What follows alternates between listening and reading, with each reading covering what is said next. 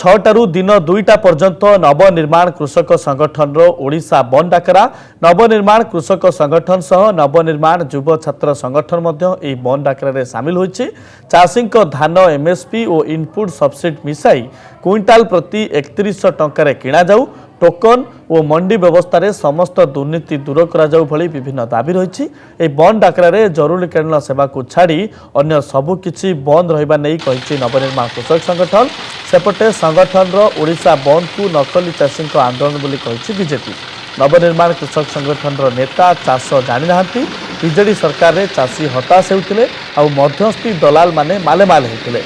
BJP सरकार रे चाषी उत्साहित अधिक 800 टंका पाउछंती। एही बंदर किछि प्रभाव पड़िबो नै बोली कहिछि बीजेपी।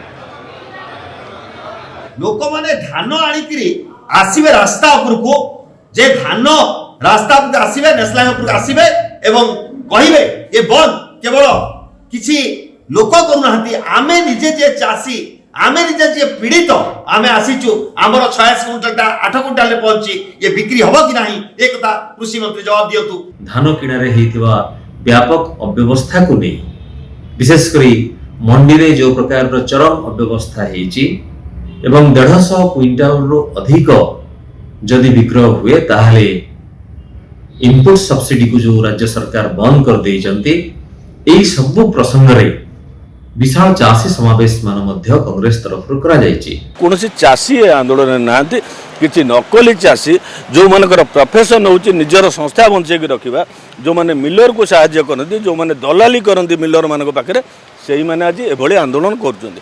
आ तांकु जे समर्थन दउछन्ती जो कांग्रेस दल कथा कहले कांग्रेस दल रो वर्तमान आ नाही फेस वैल्यू नाही कि कांग्रेस दल कोनोसी आंदोलन डाकरा दबा अवस्था रे नाही।